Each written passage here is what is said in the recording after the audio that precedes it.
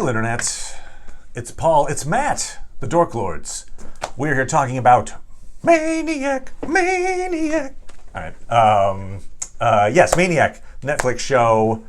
And we're talking about episodes 3 and 4, Having a Day, and Furs by Sebastian. This show is... It's very woo. It's woo woo woo woo, and that's our review. Thanks, everybody. Okay.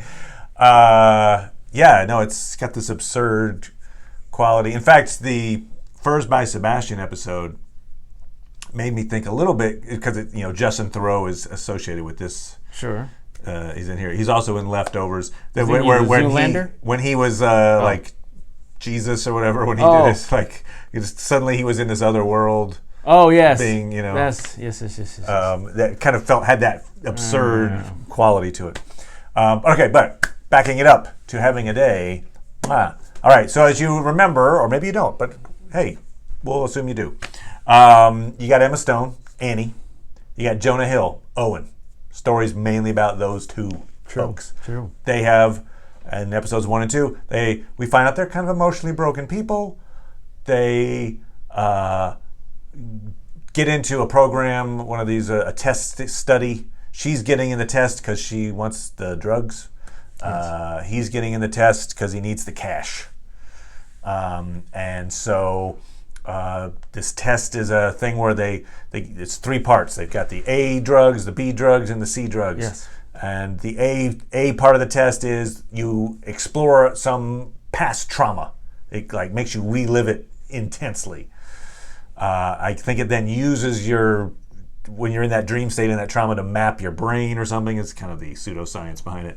And then it uses that information to do B. The B is behavioral, and that is where they then try to do like custom scenarios to make you kind of deal with that trauma in a kind of unrelated way. And then C is this ultimate confrontation where supposedly, I don't know, you then have you get rid of your unnecessary pain. Right. Now, that's the idea. You're reminding me, and I still wanted perhaps explored that. What is his name? Dr. Morimoto was freebasing A and C. Oh, okay. I didn't notice he wasn't freebasing B. Does he not? So that's what his associate said. Oh, okay. He was freebasing to Justin Theroux's character. She says he was freebasing A and C. Ah, interesting. So he was skipping the scenarios. He was just doing the... And, okay, well, we'll cut to that then for right now. So the opening of 3 is that a couple of folks, including Owen and Annie, get called in for questioning because something's wrong with their testing. It's just those two and the condom guy. And the condom guy, right? Who knows? Who's I do hundreds of these. Yeah. We were getting called in. That's bad. Yeah. They're gonna try to get us out of this program and not pay us. Yeah, not enhanced interrogation. No. It's like enhanced interrogation. Yeah. They're like, what are you talking about? So I believe the condom guy goes in first. Yep. He's not happy about the situation when he comes out. You get the feeling he's probably going to get kicked out of the program. Yep. Ask for his condom back. They say no. Yeah. He wants his condoms back. Jonah Hill, Owen, goes in, and the thing is, we know he has not successfully done the program. And no, he did not take the drug medicine. away. He kicked the A drug. Take it. Like, beep. Yeah. So he didn't actually go unconscious. He didn't participate in the program. He reveals to Annie that he did it so that he could still be available for her to give instructions to. Right. So he's still on the idea that Annie is the agent who's going to give him the important information to help save the universe. She actually does inform him as they're waiting to go into this room to get. She's like, you know what? I can't just lie. I just did it because I thought you might get me in trouble, right? And so I'm not that person, and I'm sorry. Yep. She wasn't a jerk about it, but she was like, I need to come clean with you. Yeah, it was borderline for me whether or not I liked the dialogue where she's like, as far as I can tell, there's no rhyme or reason to the universe or whatever. It's like, oh, thank you. Okay. Right. Then that's good. That's all I need. It's just what you tell me. Yeah, and plus, if you're a person that's like totally believing that she's the agent, that might be the kind of thing that person might say to like test you a little bit. I guess, but it's sort of like I sold my face. Sorry. Yeah. I heard your name, just like she sold her face to an ad agency, and so that's why he was seeing her all over town, thinking, "Oh, it's her." So Owen goes into this room. He pretends, Dr. Morimoto is convinced, look, you weren't even unconscious. Yeah, initially he starts asking him as if, like, oh, so what were your experiences taking the pill? He's like, oh, it was, he's just general. It's like, no details, please. And so Owen tells a story about what he thinks might be a very traumatic experience. A traumatic experience he might have envisioned if he'd have taken the pill. Relive it, yeah. And so that particular experience didn't happen it wasn't the psychotic break, which is probably the actual traumatic experience. It is the actual traumatic experience he does claim eventually to. gets. It says to. This one was just 7 months ago. No reason to think it's not. Yeah. The experience he recounts was 7 months-ish ago. I guess that's it's logical that in between the time that his brother is indicted, I guess, and then the time that the trial is just coming up. So it wasn't clear to me, but I'm assuming that he's actually not intending to go. He's not intending to go to testify for his brother. At that moment, you mean 7 months ago? No. When he's like, okay, don't worry, I'll be there. Oh, you mean in other words, he's going to skip out? I think so. I think his sort of plan, when he tells her, like, hey, let's run away, and she's like, what? Okay, now his plan is to run away, but not do it with her. Interesting. That's my opinion. Because it's like, he's not mentioning to anybody, I got to leave in like 7 days to testify for my brother. That's a good point. Hey, put me on some drugs. I thought, okay, you've got a great point, and I think that's probably true now that I think about it. But in the moment when he was talking to his dad, I thought it was real. Believed that Me he was too. like, hey, I did too. You don't have to bribe me, I'm going to do it. Right. I'm in. I'm going to lie for my... I believed it too, but it doesn't seem like it. Okay. It's like if you think about what he said in terms of, let's get out of here, and... now he's in this program, and he's like lying, like, oh, I've got this, merchandising job or whatever, marketing job. No, he didn't even tell anybody where it is. It's like, all right, okay, by the way, this is my chance to tell the thing that I was going to talk about last time. Didn't talk about it. Perfect segue. Thanks, Paul. You're welcome.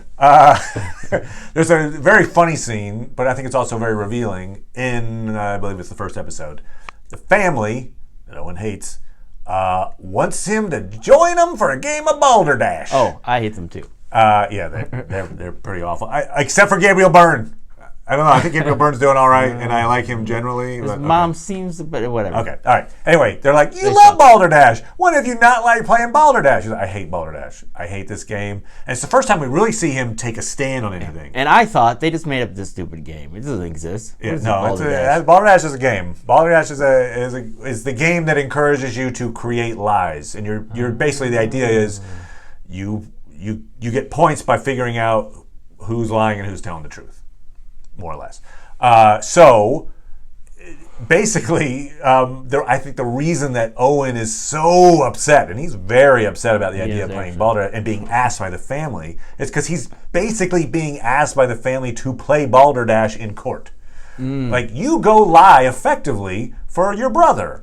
And if you're not effective, screw you, you're out of the family, basically. So he's got to play balderdash. And the fact that they're asking him to play in this moment, I think in his mind, it's like, see, it's no different. It's just like playing with the family. The family gets together and we play this game where we lie and it's fun and everybody's happy. So lie for us. Lie. Anyway, so I like that scene particularly because I thought it was really well written. He was definitely saying how he felt, and they were completely ignoring it. So it was just like, oh, you think this way? No, I don't think that way. And then somebody else like, oh, you think this way, right? No, I don't think that. And the third person, oh, yeah, you love this, right? No, I don't love it. Oh, something's wrong with you. No, would you just listen to me? So it was like, I'm so on Owen's side. These people suck. Yeah, you're right. They just talk over him, and there's like, don't put me into that painting. No, I don't want to be known as a part of your family. Put Don't give my- me any money. Boop. I can, go up for I don't want to be medical- beholden to I can you. go for medical experiments. Don't worry. I'll make my money that way. Yeah, I'm in marketing. The new ham product. What was it? Yes. There's a new ham. Yes. That was his quick thinking.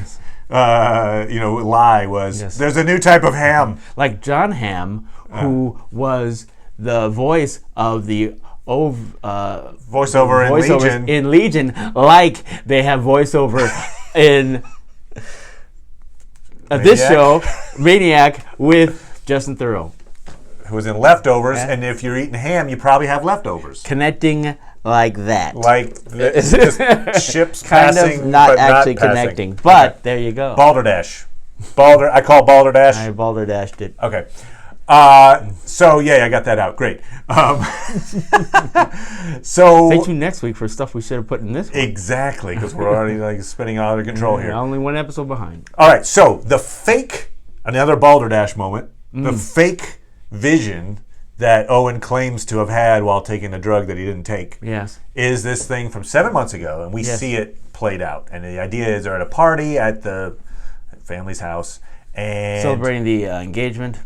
oh, was that what it was? It was the engagement so, party. Okay, for Jed and his fiance. So Jed takes the opportunity to take Owen aside and just threaten the crap out of him to testify for him. He's like, "You're going to testify for me." Okay, maybe.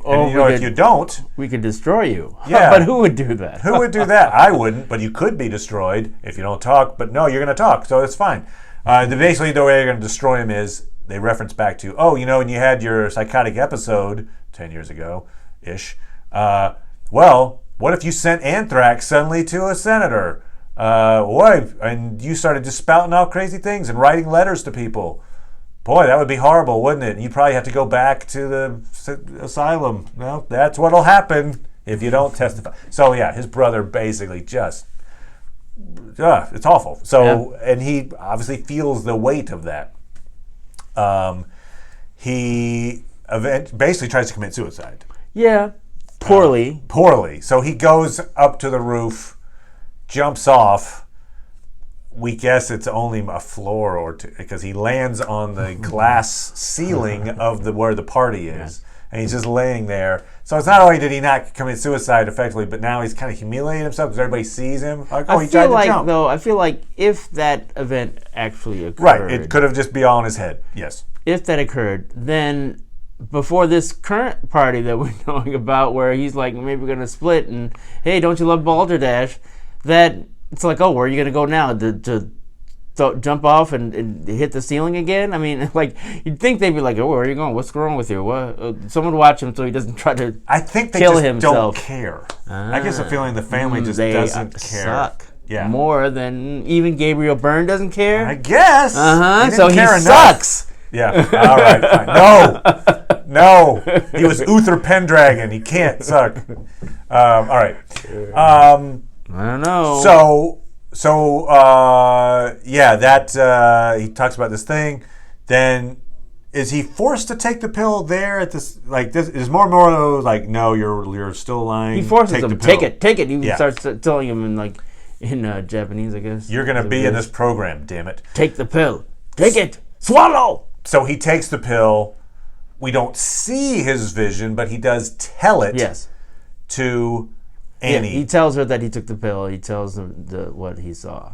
And I'm believing it. Yeah. I feel like it was believable. Yeah. Now, it could be that he's lying again, but I don't think he was balderdashing. I think this is a real thing. No, it doesn't make sense for him to lie to Annie. It's an interesting directorial choice to not show it, though. Right. They're showing so many other visions. Presumably they'll show it to us later. Right. So the idea is 10 years ago, this woman, Olivia, was being nice to him. And he was like, oh, cool, this person could be really cool. And then he found out, we don't know if he actually found out or if he just supposed, that this woman was being paid off by his parents to like him. And he kind of extrapolated it to, and she'd get married and we'd have kids and it was all a lie and nothing is real. And so he's like, just yelling at her about, nothing is real, this isn't real. And he has this psychotic break. And that's what leads to the blip. The blip. and he's hospitalized. Yes. So that's his, and then that's where the title of the episode comes in, because Annie, upon hearing that story, is like, "Oh, you were having a day. Drink." Okay, but interestingly, so Annie then comes in, and she's worried that she's going to get kicked out of the program. Yes. Yeah, I went through to see exactly, because at first when she looks, she's like, close the door, and he's telling what's going on with her. She's looking through the files. She looks through her file, and she says, do not admit. So she takes out that sheet that says don't admit. Right. And I thought, though, that maybe she looked at both and it said don't admit. But if they weren't supposed to admit Owen, it's kind of funny. Like, okay, you know what? You messed up. Now you're going to take the drug, and now we're going to kick you out. That seems like that seems weird. Like, you stole condoms. We're kicking your ass out. Right. You've done this too many times, and I understand that. I've done this drug too many times too, but we can't have you in the program. Oh, and him, take the drug. Yeah, why would you make him take the drug if you're going to kick him out? Yeah. It seems like taking the drug would then put you back in the program. Yeah.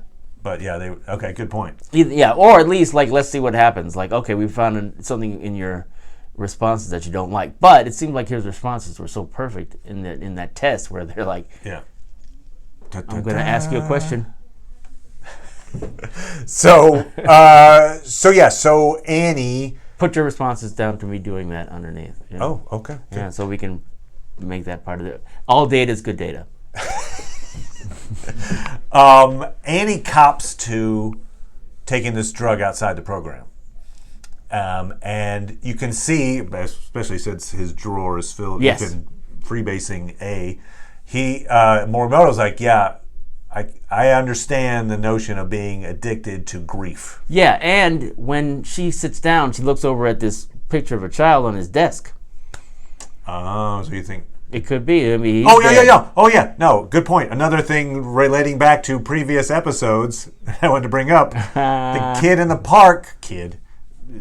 young adult in the park playing chess with the mechanical koala bear. Oh, then you put the still in there, but you didn't talk about it. I know, exactly. That guy who was getting her he was getting her the drug. He was talking about, and I only get this through this lab.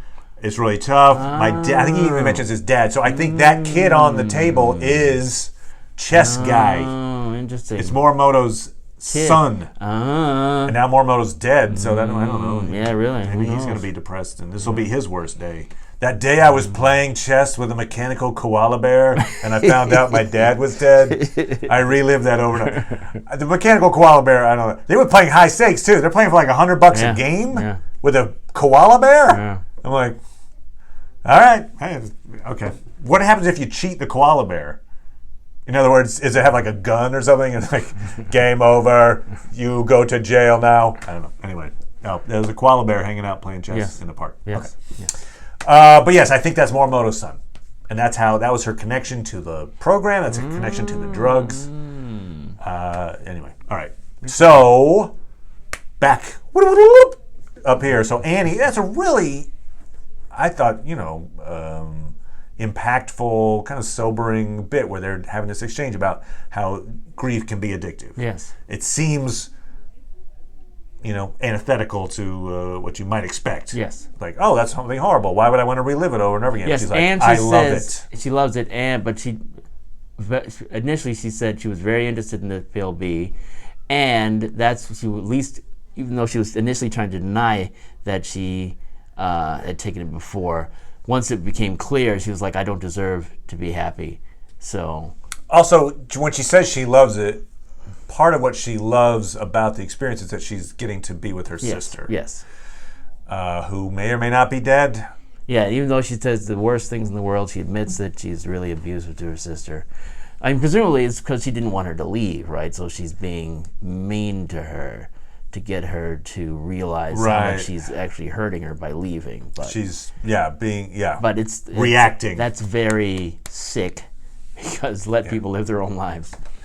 How dare you go be happy? Yep. So Morimoto, in the middle of all this, dies. probably from freebasing all the stuff he's been doing.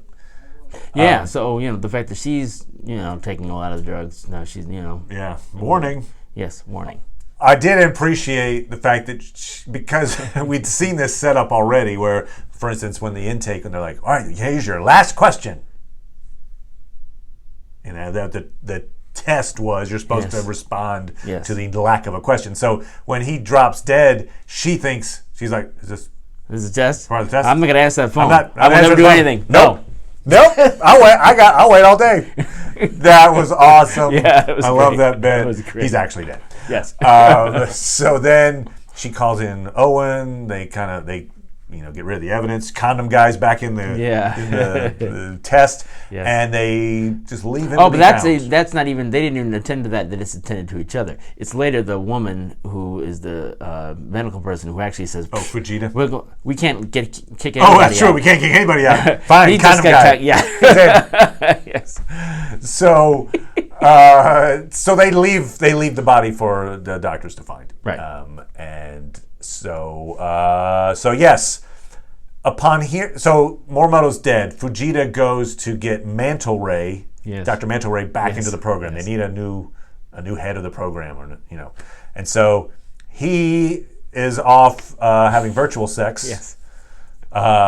With an Atlantean. It's like he's in Atlantis having sex with a squid woman. It's interesting though, the level of, maybe it's just easier to do low quality graphics for it. I mean, that's another thing that, it was like video game sort of graphics throughout this. Yeah, right. In terms of setting a time that's maybe not as technologically advanced as ours, or not. It's already doing stuff that, having virtual dreams, well, I guess, depends on how. He's got like the Dragon Ball Z hair. I noticed he's got this. Yeah. And he's when in the real world he's got this thing over his crotch. Yes. And he's holding little squeeze bags. Yes. He's ready. He's ready for this experience. And she's like, nope, we need you. Quite bald. Right. Got to put the wig on the flippy toupee. So he goes back. He's brought back, and he's the one that breaks the news to the computer that Greta, that GRTA. But we also know there is a Greta Mantle Ray that's written these self-help books that we kind of see occasionally throughout this thing. I think Greta Mantle Ray is his ex-wife. That somehow is now, he named Greta the computer, and because you see that he has an emotional attachment to the computer. Yes. And he's like, hi, I'm back. And she's talking to him. Yeah, and she's, the computer is actually sad. He breaks into it that Morimoto's dead. The computer cries. We see like a video tear, which then becomes an actual tear inside the wiring, and it shorts out 1 and 9. 1 and 9, which are test subjects Owen and Annie, and it breaks something inside the computer. Kind of reminded me a little bit of Weird Science. I wasn't going to go with Weird Science, but good point. Could be Weird Science. I was thinking Brazil. Oh. When the guys, there's the huge contraption that controls like who gets the death squad sent at him, and the guy swats a fly, and the fly turns like an R into a B or something, and then it's like, oh, now your life's ruined because of this one little malfunction in this giant machine. Yeah, no, that's an old trope, which is we've got this process, and something accidental happens to make something different. Kurt Russell, I believe, was it like in Disney programs like that. Or, when he was the genius in sneakers. Okay. Maybe he'll show up and be a genius in sneakers. So that is we see that there's a malfunction when it comes to the testing when it comes to Owen and Annie. The next thing we see takes us into and through most of episode 4. Yes. Furs by Sebastian. In that they're now ready for part B of the test. Yes. Dr. Mantelray tells them, take your drugs. They take the B pill. They're in the thing in the little room. And because their test got screwed up, I think, they are in each other's visions. Yes. And so they have these, the behavioral test is supposedly take your trauma, put it in a different scenario so you can try to deal with your trauma. And they're dealing with it as a couple. And so this particular couple is hanging out in the 80s. Yep. He's got a mullet. Yes. He wears his Warren Moon. He's an Oilers fan, apparently. Yeah, they have children. They're not even in Houston anymore. I actually liked the bit with the kids when she was telling jokes to him. Oh, yes. Great new, hear about a great new restaurant on the moon? Yes. Good food, no atmosphere. Yeah. Hey! She is like a hospice care nurse, something like that. Yeah. Big hair, big 80s hair. Yeah. And they're a suburban couple. And we get put on this bizarre heist. Yes. More or less. Yes. You got a situation where one of her dying patients made her promise, give this, my pet lemur, which is illegal because it's an exotic animal, take this lemur to my daughter and give it to her as a gift because this means a lot to me and I need you to promise me to do this. The woman dies, so Annie steps in to make sure this lemur but the lemur meanwhile has been taken by exotic fur people who intend to make a hat out of the lemur. She ends up going to the DMV. She tracks down through methods they end up figuring out it's Furs by Sebastian is the place that she needs to go. So they stake it out. It's just these two suburban, 9 to 5 people. And they decide they're going to, Owen is in on it. He's like, yep, whatever you need. Let's do the heist. Great. We'll steal a lemur, of course. So they go after hours. They try to steal a lemur. All hell breaks loose. People get shot. The fish and wildlife people show up who have they're the same authority-wise as cops. Eventually, they manage to escape all this chaos. She delivers the lemur to the daughter and finds out that it wasn't some awesome gift of love. It wasn't a I love you lemur. It was an F you lemur. And so the daughter reads this letter she also got from her mom, which is like, hey, I'm going to give you this lemur because lemurs are better than children. Much like, wish I'd had a lemur instead of you, because lemurs don't talk back. Lemurs aren't disappointments. Yes. Lemurs aren't just horrible things. So deal with that. And what was interesting to me is she was like, maybe she was right. Like, that seems like very strange. It's clearly a cruel thing to say. Yeah. So Annie says, like, well, maybe you shouldn't have kids. Yeah, but it almost like she wasn't saying it to her. She was kind of saying it to herself. Yes. And then, we'll talk about this, how this relates a little bit, or as best we can. But Annie, after realizing this was kind of a bit of a dead-end situation, goes back to the car. Owen's there.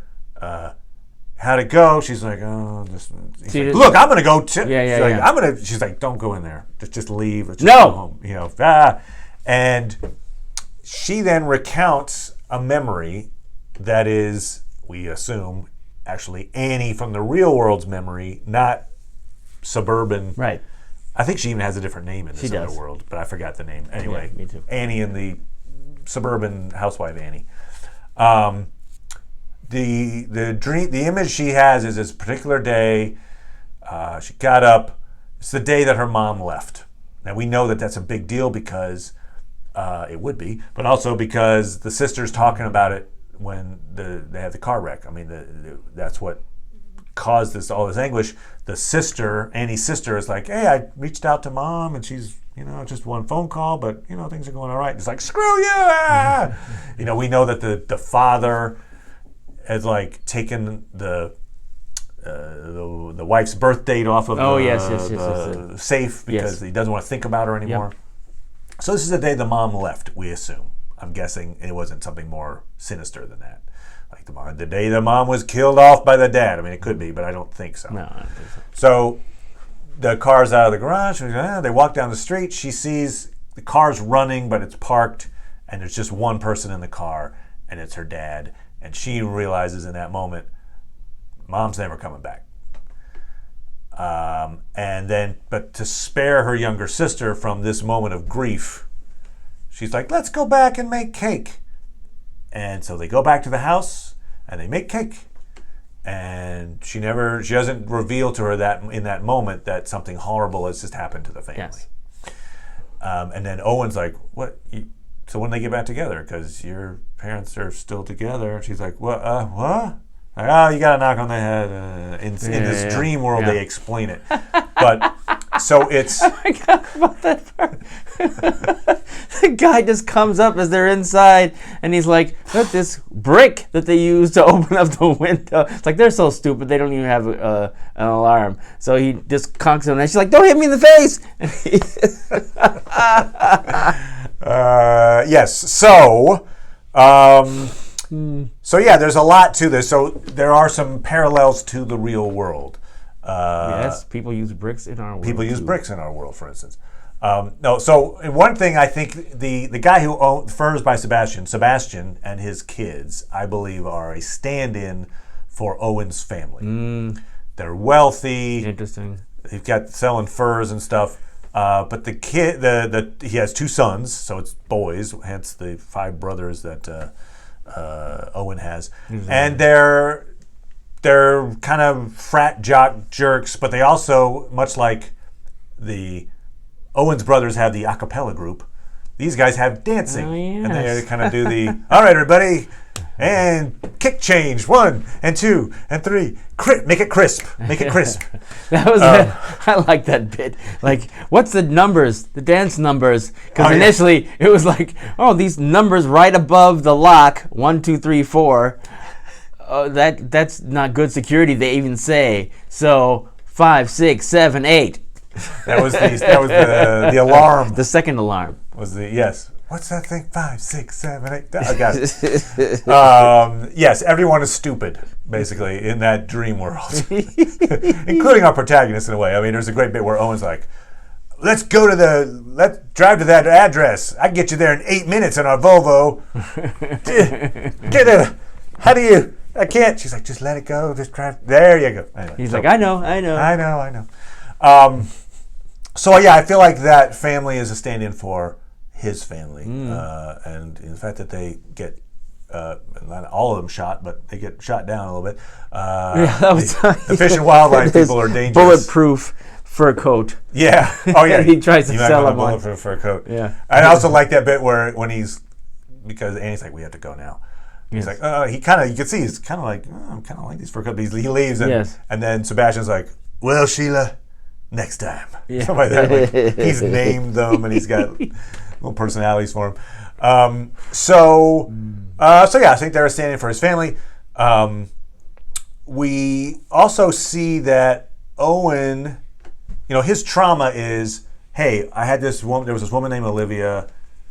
I didn't believe her, and I didn't believe she was real. Yes. And I said, no, you're not real. My parents paid you, boo.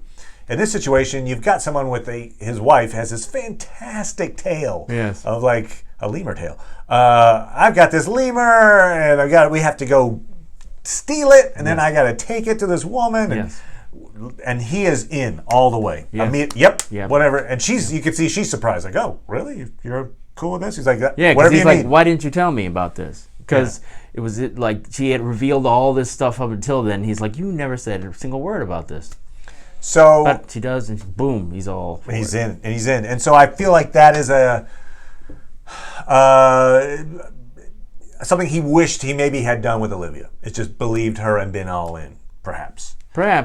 I mean, because one aspect of it, which I still am curious about, is he's reading books about how to be a better husband, and he mentions to her that she's not happy or whatever, but it doesn't seem like it's an issue for her at all. It doesn't seem, it's not like you see moments like you do for him, where she's just sort of like, is this marriage for me? Like, all her whole thing is about dealing with this issue, you know. Right, with the lemurs. With the lemurs, we also see that he's reading a book. It's a self-help book by Greta Mantelray. And we see Sally Field on the cover up. Right, and then he also sees there's a bit where we see a picture of Olivia. And it's like, this is the person you screamed at when you had your blip or whatever. Yep. So we see that's another real world bleeding through into his dream. Yes. From her context. And the truck. Right, the truck. Well, the truck is more her side of things, right? True, yeah, but it's bleeding. Yes, it's bleeding through. So, from her side of things, the truck driver that was in the truck that hit she and her sister, who fell asleep at the wheel, and then they were arguing, so neither side was paying attention to the road, and there was a big accident. Right. His name was Greg Fun Naslund. So she's like, his middle name was Fun. We here find out that so there's a dead woman, Nan. Mind anyway. Yeah, right. In her mind, it's totally. I agree that it's probably not real at all. But in this dreamscape, Nan was the woman who was dying. She gives the lemur to her daughter. Her daughter hates her mom, and she's already pregnant. So this idea of like maybe you shouldn't have kids. She's like, well, it's too late. I'm already 22 weeks pregnant.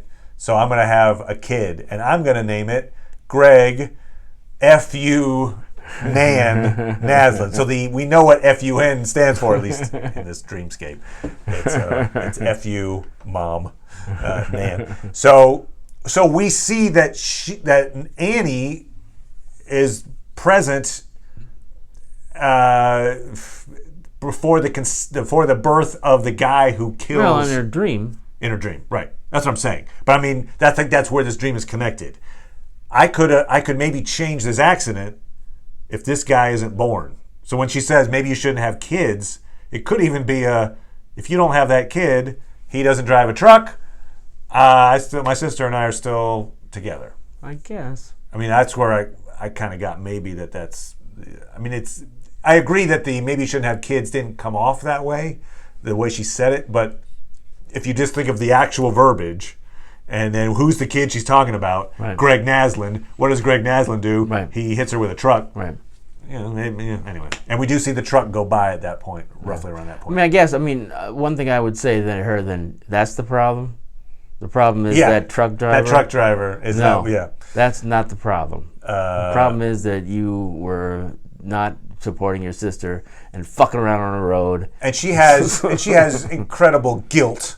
Yes. Of the fact that she was horrible to her sister in the last moments of their actual friend. Now we still don't know what the sister's state is. Is she dead? Is she paralyzed? Yeah. Is she doing fine? Right. And it just doesn't like her. I don't think she's doing fine based on that car wreck. Either. I don't think so either. So that guilt wouldn't be assuaged by the fact that it was the driver's fault. See, I'm fine. Yeah. Like, no, you were still horrible to your sister.